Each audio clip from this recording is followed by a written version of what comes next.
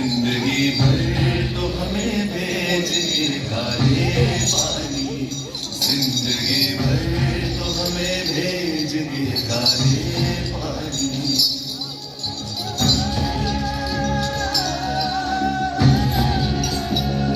आसमां प्यार ही बाकी था गजब डालने को, लागे गुर्बत में रखा है हमें तड़पाने को।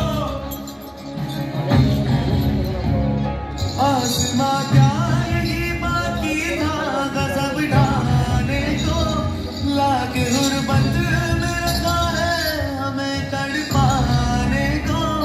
आज जिस घर में हम तैयार थे मर जाने को, जीते जी हमसे छुड़ाया है लाश आने को। जिंदगी भर तो हमें भेज के काले पानी, जिंदगी भर तो हमें भेज के काले पानी। कोई माता की ऊँटों पे न डाले पानी, कोई माता की ऊँटों पे न डाले पानी। जिंदगी भर तो हमें भेज के काले पानी, जिंदगी भर तो हमें भेज के काले पानी, जिंदगी भर तो हमें भेज के काले पानी।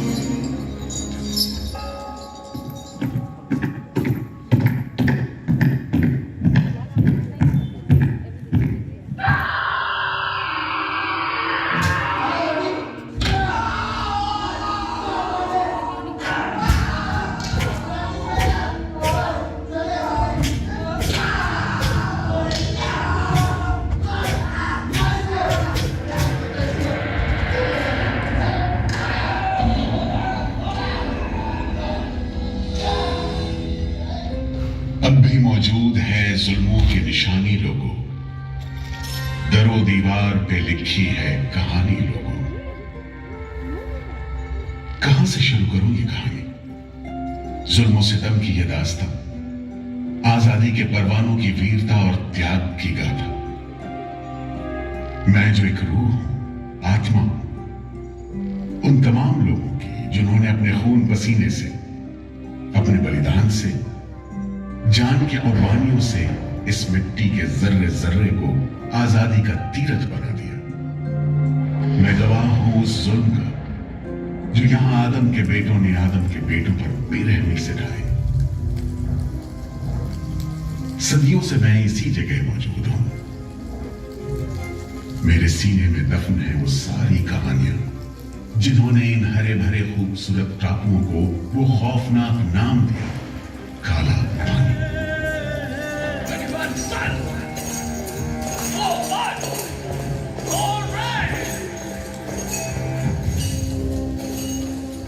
तो वहीं से शुरू करते, उसी हरियाली से जो कैद करने वालों के जुल्म और कैदियों के खून पसीने से बेदाग थी।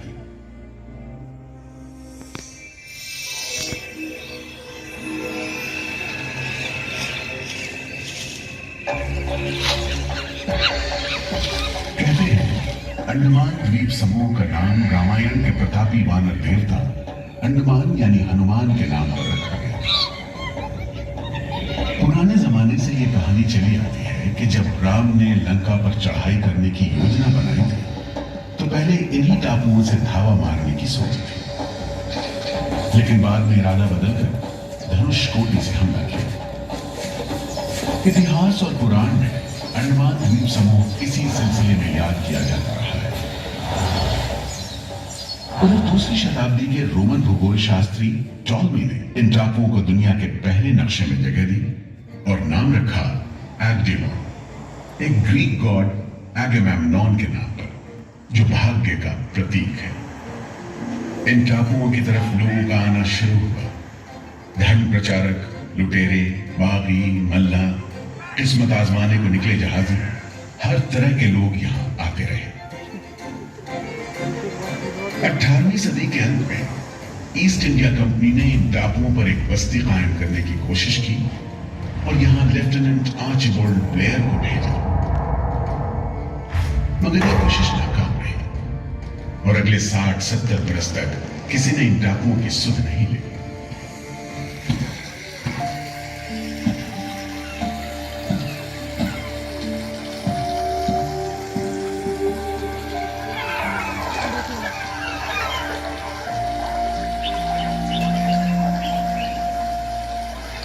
प्राकृतिक खूबसूरती और शांत समुद्र के बीच जिंदगी की खामोश लहरें उठती और बैठ जाती। उगते सूरज के साथ पक्षी जागते और डूबते सूरज के साथ इन टापुओं पर जिंदगी सुकून से सो जाती। कि तभी भारत का पहला स्वाधीनता संग्राम यानी 1857 की आजादी की लड़ाई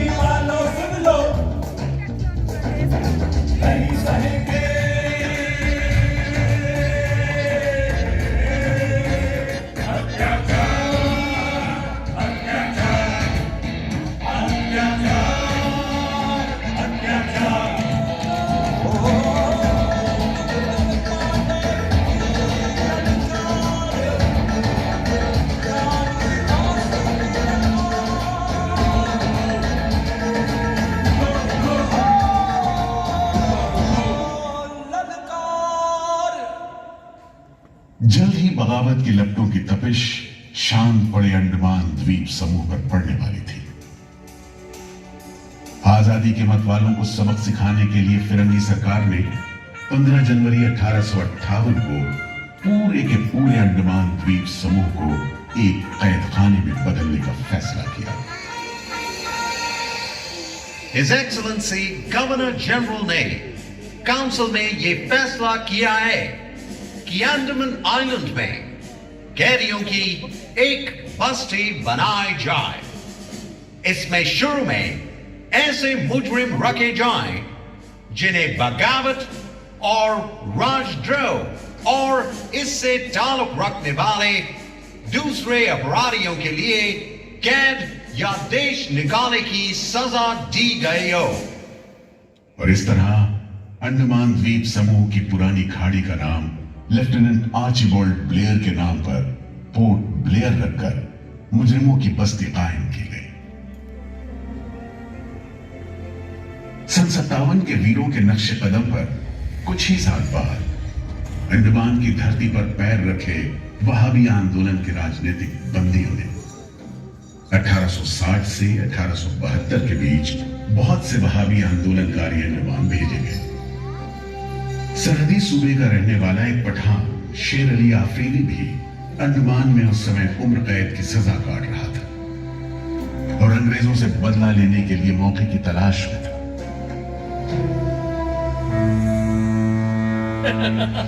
क्यों है शेर अली, तुम इस भीड़ भाड़ में कैसे? ओए, हम सुना है फिरंगी का लाट साहब इधर आता है। हम भी देखने आया है जुल्म करने वाले का सरदार कैसा दिखता है।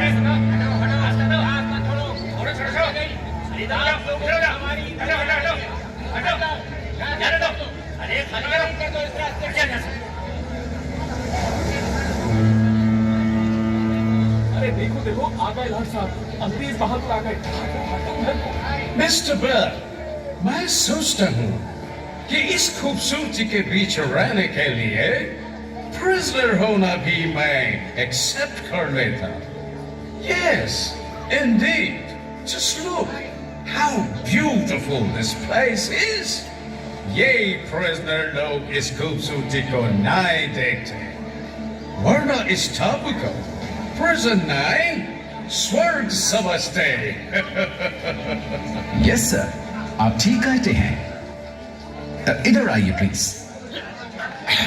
हम तुमको खत्म करने का फिरंगी जालिम कैदियों के साथ तुमको जो हैवानी सुलूक करता है, हम बर्दाश्त नहीं करेगा।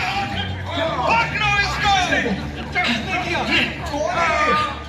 शेर अली है, सजा याफ्ता कैदी, सजा में रियायत पाकर नाई की दुकान चलाता है। जैसा कि होना था, शेर अली को फांसी हो गई।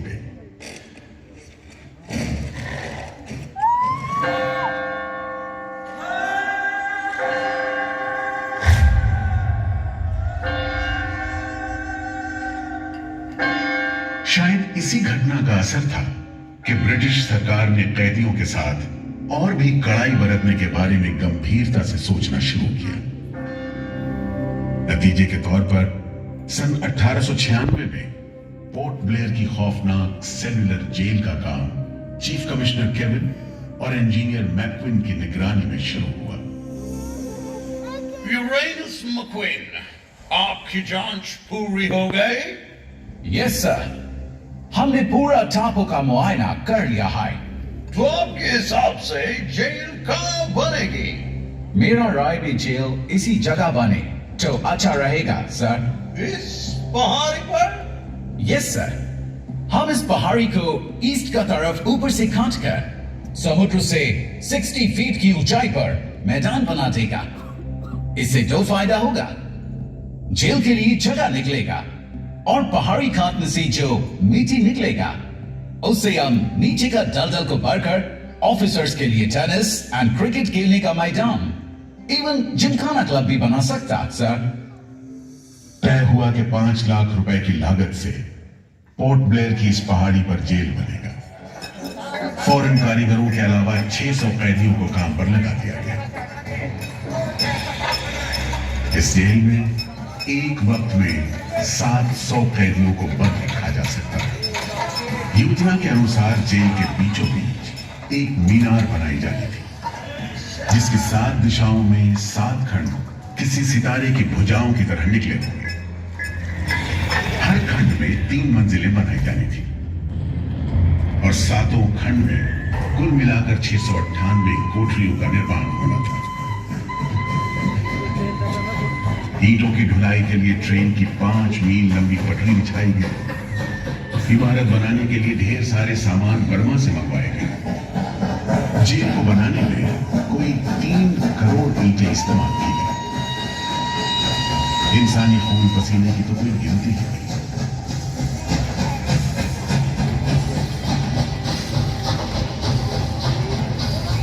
सुबह, दोपहर, शाम, रात कोड़े चलते रहे और काम होता रहा। दीवारें उठनी शुरू हो गई।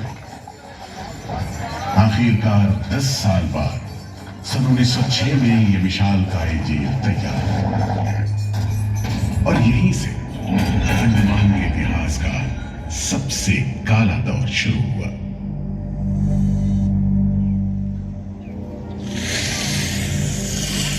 हाँ, सच कहते हो। आज भी उस दौर को याद छुरी सी हो जाती है।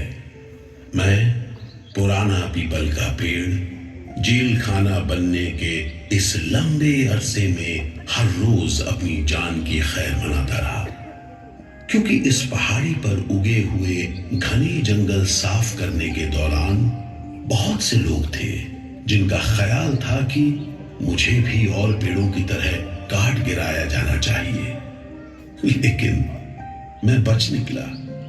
मेरी किस्मत में शायद खड़ा रहकर इस जेल में होने वाली यातनाएं देखना लिखा था। हर एक कैदी जेल के फाटक के भीतर आकर मेरी डालियों के नीचे से ही निकला है।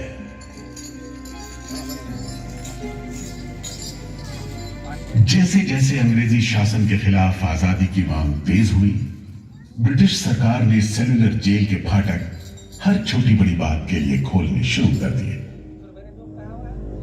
किसी ने पर्चा निकाला तो अंडमान जेल, किसी ने लेख लिखा तो अंडमान जेल। लेकिन जब आजादी की लौ दिल में जल रही हो तो लोगों को कब तक रोका जा सकता है?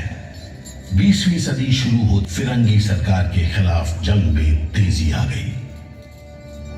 अलीपुर षड्यंत्र कांड, चटगांव डकैती कांड, काकोरी कांड, लाहौरी बम कांड, मुगला विद्रोह, नासिक षड्यंत्र, कितने मामले गिनवाए, ये सूची लंबी है। लिहाजा एक नए किस्म के अभियुक्तों ने अंडमान की सेल्युलर जेल में कदम रखा। ये नई किस्म थी क्रांतिकारियों की।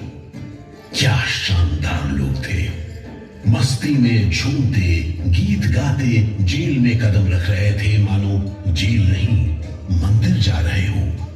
आजादी के ये परवाने देश के कोने कोने से आए थे।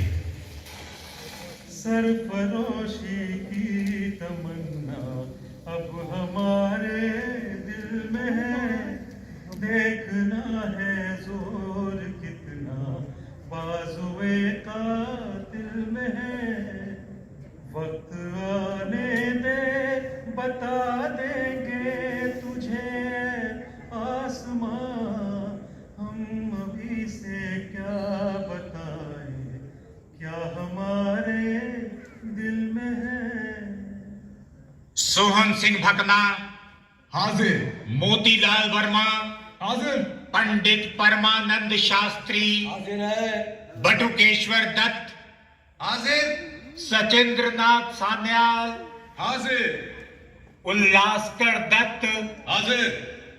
पृथ्वी सिंह आजाद, पृथ्वी सिंह आजाद हाजिर।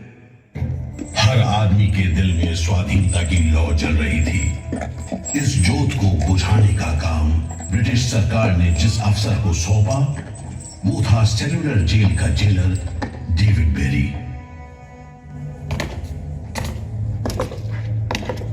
जमादार। जी हुजूर। नया कैदी लोग आया? जी सरकार, सभी लाइन से खड़े हैं। ठीक है, सुनो, इनसे कि इस जगह पर हम शेर को पालतू बनाता है। तुम जेल का दीवार देखता है, जानता है इसको इतना नीचे क्यों बनाया? इधर से कोई भागने को नहीं सकता। यह सब तरफ 1000 माइल्स तक पानी है और ऊपर खुदा है, और तुम हमको देखता है? हम इधर का खुदा है, डेविड बेरी। Get it? इस तरह कैदियों से ठसाठस भरी जेल की गंदी भरी बदबूदार हवा में कैदियों का बंदी जीवन शुरू होता है। बेड़ियों की आवाज, वार्डनों की गाली गलौज और मार खाते कैदियों की चीख पुकार से गूंजते कोठरियों का दम घुटू माहौल कड़े से कड़े इंसान को तोड़ने के लिए काफी था। लेकिन इन कोठरियों में ऐसे बंदी भी आए जिन्हें ये माहौल हताश करने की बजाय जुल्म का मुकाबला करने की प्रेरणा देता रहा। वीर विनायक दामोदर सावरकर, ये नाम ऐसे ही बंदियों में बड़े सम्मान के साथ लिया जाता है।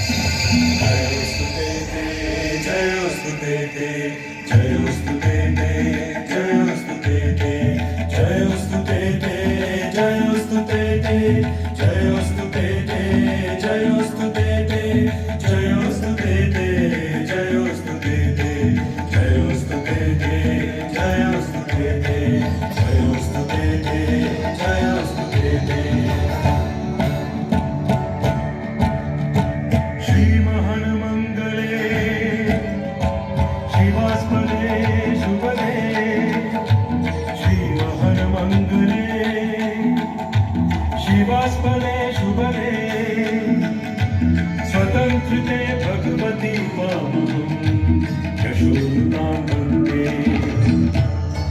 जयोस्तु ते, जयोस्तु ते, जयोस्तु ते, जयोस्तु ते।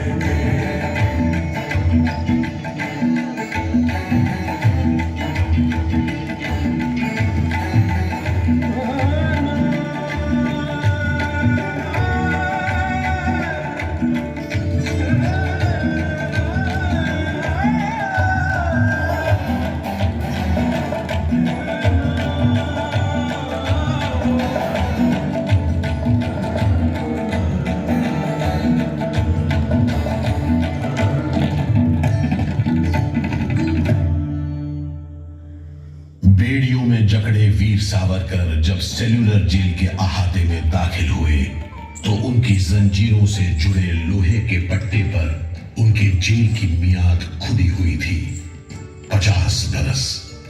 24 दिसंबर 1910 से 30 दिसंबर 1960 तक। वेल सावरकर, तुमको 2 बार का उम्र कैद का सजा मिला है। 50 बरस बाद सरकार तुमको छोड़ देगा। मिस्टर बेरी, तुम्हें विश्वास है कि तुम और तुम्हारी सरकार 50 बरस यहां रह पाएगी? सावरकर को इस बात में रत्ती भर भी शक नहीं था कि आजादी की जो लपटें हिंदुस्तानियों के मन में धड़क रही हैं, उन्हें अंग्रेज अब बुझा नहीं सकेंगे और जल्द ही उन्हें जाना होगा। इसी प्रबल विश्वास के बल पर सावरकर 10 बरस लंबा अरसा सेल्यूलर जेल की एक ही कोठरी में रह सके। उन्हें बहुत ही खतरनाक कैदी करार देते हुए इतने कड़े पहरे में रखा गया था कि उनके भाई गणेश को 2 बरस तक पता भी नहीं चला कि वीर सावरकर उनके ही नक्शे कदम पर चलते हुए सेल्यूलर जेल आ पहुंचे हैं, जहां बरसों की तकलीफ है, जेलर के जुल्म है, कड़ी मेहनत और नितांत अकेलापन है, जहां जिंदगी 13 फुट लंबी और 7 फुट चौड़ी कोठरी में सिमट कर रह जाती है।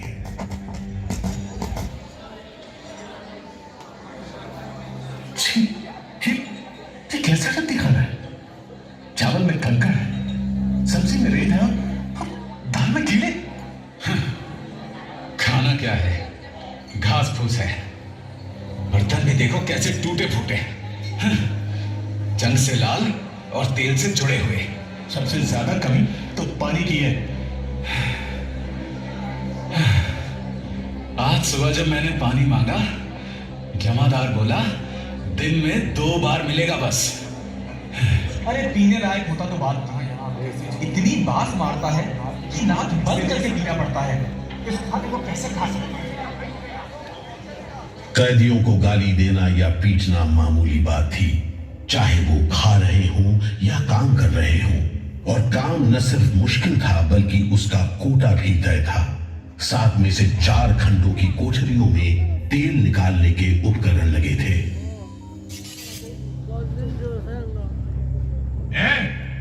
इंदुभूषण, सुधीर, हेमचंद्र, तुम लोग इधर चलो। नारियल के बोरे उठाओ। हर बोरे में है 25 सेर नारियल। इन्हें पहुंचाओ 3री मंजिल पर। शाम तक हर आदमी को 30 पाउंड तेल निकालना है, समझे? हम इतना तेल कैसे निकालेंगे? वो मशीनें तो हाथ से चलानी पड़ती है। जबान मत लड़ाओ बदमाश। जो हाथ बम पिस्तौल चलाते हैं वो मशीन नहीं चला सकते। चलो जल्दी करो, भाग कर जाओ और काम करो।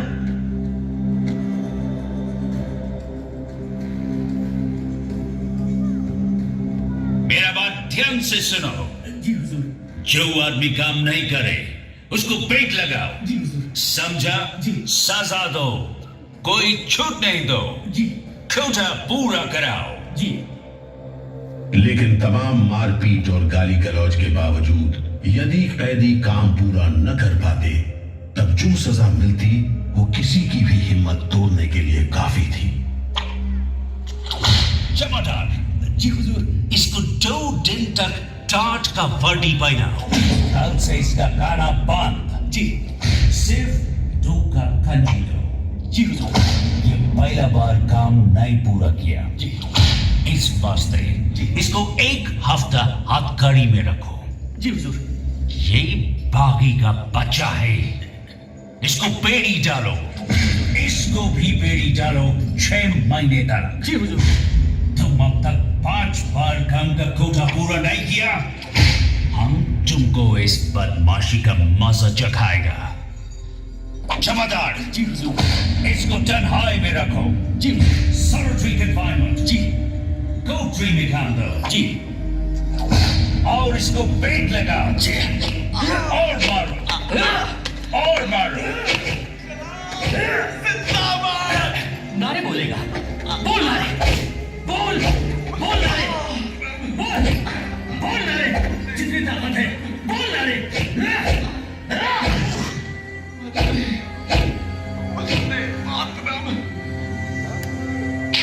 उल्हासकर दत्त ने इस सारी तकलीफ की दिल को छू देने वाली तस्वीर खींची है। हमारे गांव में तेल के लिए कोल्हू में बैल जोते जाते हैं। वो भी दिन में 10 से 12 सेर से ज्यादा तेल नहीं निकाल पाते। जेल में मुझे 2 और कैदियों के साथ बैल की जगह जोत दिया जाता था और हमें शाम तक 1 मन नारियल का तेल निकालने का काम सौंपा जाता। जमादार हमें दौड़ने पर मजबूर करते और रफ्तार धीमी होने पर कोड़े मारते। हर रोज न जाने हम कितनी बार लड़खड़ाते, गिरते और मार खाते, और ये सिलसिला निरंतर चलता रहा। हुजूर, ये काम करने से इनकार करता है। क्यों? क्यों काम नहीं करेगा? जैसा बर्ताव ये जमादार करते हैं उसमें मैं काम नहीं करूंगा। मारपीट और सजा का नतीजा ये हुआ कि उल्हासकर ने 7 दिन के बाद खाना पीना और बात करना भी बंद कर दिया। वार्डनों का ख्याल था कि उल्हासकर पागल होते जा रहे हैं, लेकिन जेलर बेरी ने इसे नाटक बताते हुए उल्हासकर को बिजली के झटके लगाने का हुक्म दिया, जिसके बाद उल्हासकर 3 दिन और 3 रात बेहोश रहे। उसके बाद कहीं जाकर डॉक्टर को बुलाया गया। सुनो मिस्टर उल्हासकर, हम जानते हैं तुम अपने मुल्क का आजादी के वास्ते ये करता। हम तुम्हारा काम को ठीक नहीं समझता, लेकिन तुम अभी जवान है। एक दिन अपना सजा पूरा करके वापस अपना मुल्क जाएगा, तब अपना हाथ से जान क्यों लेता? क्या तुम डरपोक है? हम अपना सीनियर ऑफिसर का हुक्म नहीं बदल सकता, लेकिन तुम चाहेगा तो हम तुमको मेंटल हॉस्पिटल में भर्ती करा देगा। ठीक है, इन जानवरों के बीच रहने से पागलों के बीच रहना बेहतर होगा। उल्हासकर की सारी तकलीफ का जेलर डेविड बेरी पर कोई असर नहीं हुआ।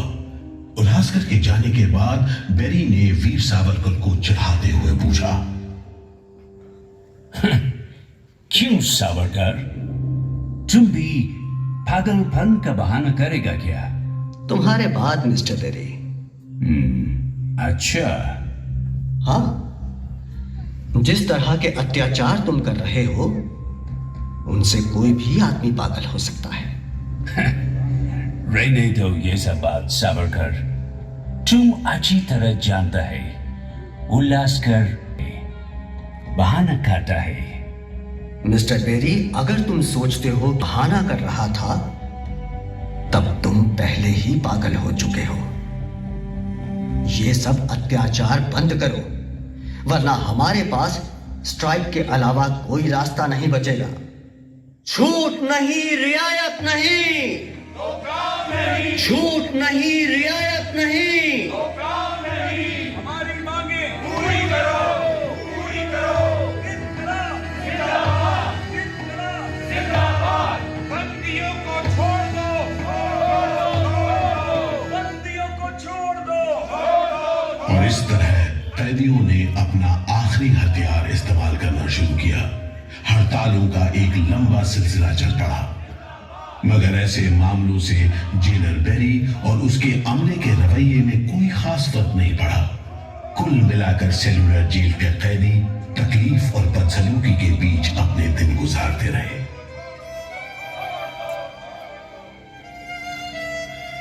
मगर एक सुख का स्मरण ना करना नाइंसाफी होगी।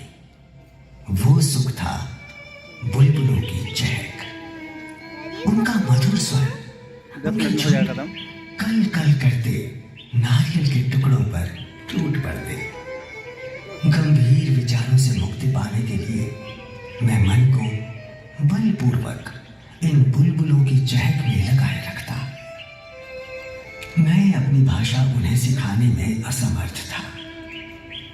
यदि सिखा पाता तो मैं उन्हें देश प्रेम के गीत सिखा देता, ताकि अगर कोई मेरी कोठरी खोजता हुआ आए तो लोग कहें कि जिसके सामने बुलबुल देश प्रेम के गीत गा रही हो वही सावरकर की कोठरी है।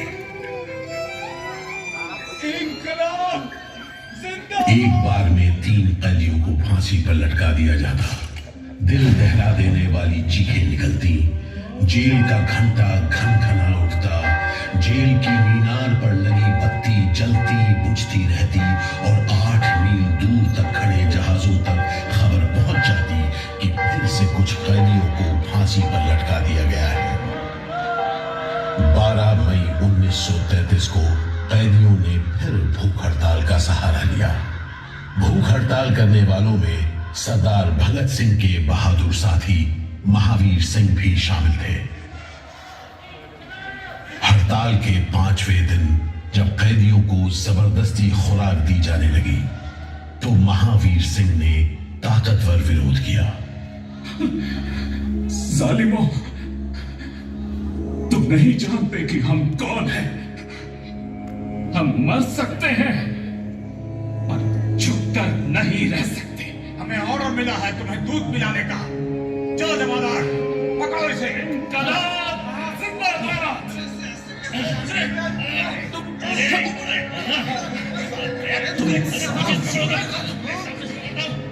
हम जबरदस्ती नहीं सहेंगे।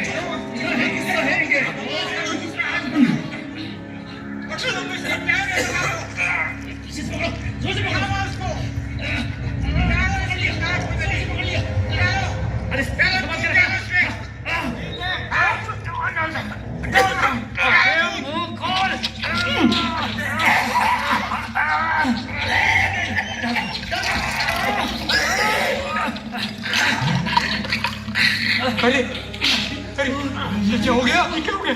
अरे ये तो अरे अब क्या करें? अरे इसकी तो क्यों लट गई? अरे इसकी तो क्यों लट गई है? अब क्या करें? लगता है दूध इसके फेफड़ों में चला गया है साहब। क्या हो? नली निकालो, जल्दी करो, जल्दी। जी। इसकी तो सांस बंद हो गई। अब क्या होगा? होगा क्या? लाश को गुपचुप ठिकाने लगा दो, किसी को कानो कान खबर ना हो। मैं तो कहता हूँ साहब, इसकी लाश को बोरे में डालकर पत्थर से बांधकर समंदर में बहा दीजिए। किस्सा खत्म। चलो बिपिन ऐसा ही करो, झटपट ले जाओ उसे, झटपट ले जाओ। लेकिन ये खबर छिपी नहीं रह सकी। जब लोगों को पता चला तो देश भर में विरोध की भीषण लहर फैल गई।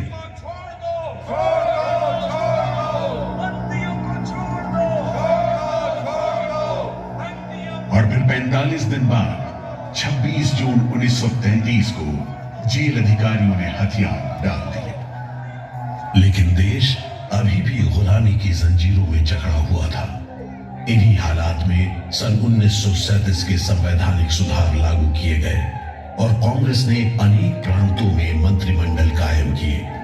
स्वाधीनता की तरफ बढ़ते कदमों में तेजी लाने के लिए अंडमान के सेलुलर जेल के बंदियों ने भी आवाज बुलंद की।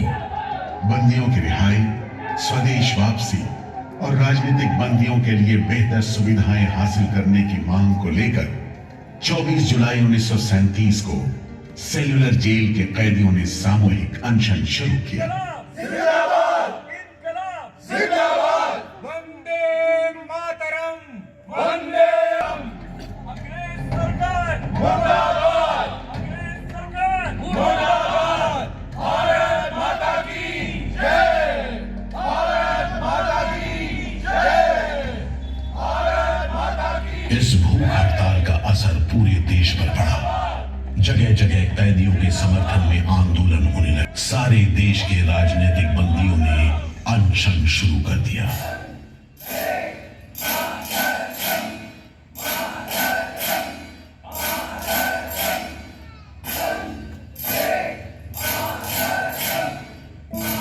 गुरुदेव रविंद्रनाथ ठाकुर और कांग्रेस की कार्यकारिणी की तरफ से जवाहरलाल नेहरू ने कैदियों से भूख हड़ताल समाप्त करने की अपील की और 28 अगस्त 1937 को गांधी जी ने सेलुलर जेल के बंदियों को तार से संदेश भेजा।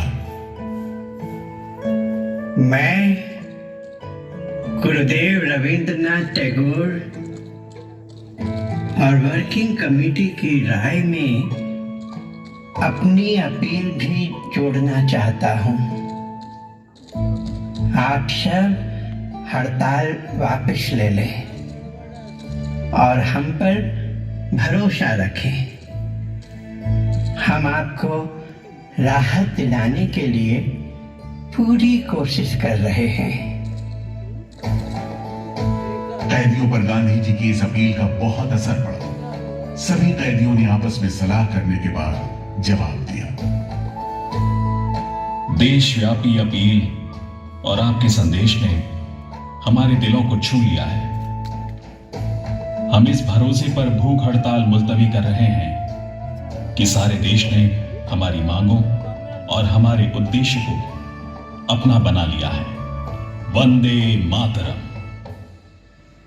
36 दिन के संघर्ष के बाद एक बार फिर बंदियों की जीत हुई।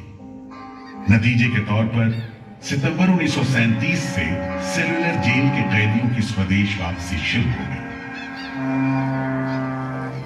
आखिरी जत्था जनवरी 1938 में रवाना हुआ और 80 साल बाद सेलुलर जेल राजनीतिक बंदियों से खाली हो गई और अंडमान द्वीप समूह के इतिहास का एक तकलीफदेह दौर खत्म हो गया।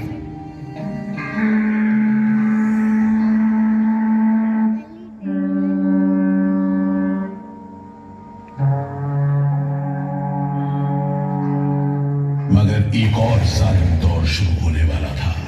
1939 में दूसरा विश्व युद्ध शुरू हुआ और 1942 में जापानियों ने अंडमान पर कब्जा कर लिया।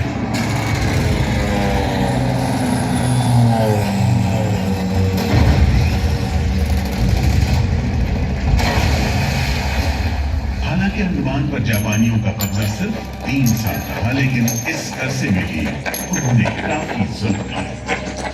हर आदमी उनकी नजर में अंग्रेजों का जासूस था।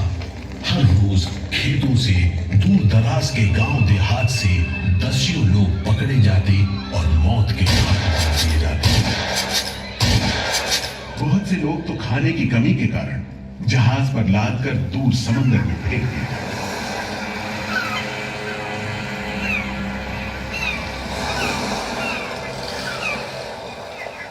इसी दौरान दौरान नेताजी सुभाष चंद्र बोस अंडमान आए और जेल का मुआयना भी किया, मगर जापानी उन्हें जेल के उन हिस्सों में नहीं ले गए जहां वो सैकड़ों कैदियों को जासूस करार देकर तकलीफें पहुंचाते थे।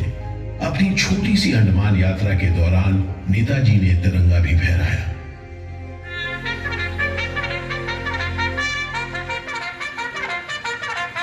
अगस्त 1945 में दूसरा महायुद्ध समाप्त हुआ और 3 साल 6 महीने 15 दिन के कब्जे के बाद अक्टूबर 1945 में अंडमान की जापानी छावनी ने अंग्रेजों के आगे हथियार डाल दिए।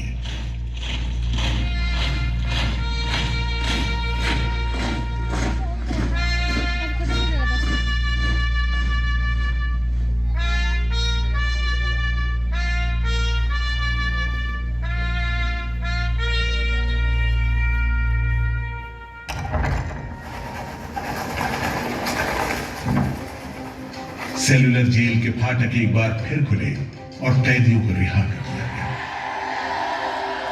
इसके बाद 2 साल के अंदर अंदर भारत में ब्रिटिश सरकार का शासन खत्म हो गया।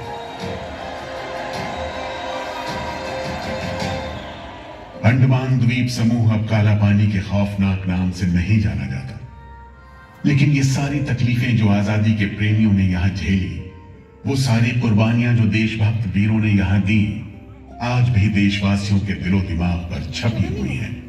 इसीलिए अंडमान के भूतपूर्व राजनीतिक बंदियों के भातृत्व मंडल की इच्छा को स्वीकार करते हुए भारत सरकार ने 30 अप्रैल 1969 को घोषणा की कि सेलुलर जेल को राष्ट्रीय स्मारक के रूप में सुरक्षित रखा जाएगा। भारत की आजादी के दीवानों ने जो अमानवीय यातनाएं इस कारागार में सही, ताकि भारतवर्ष आजादी की उन्मुक्त हवाओं में सांस ले सके, उन बलिदानों को आने वाली पीढ़ियां भूल नहीं पाएंगी।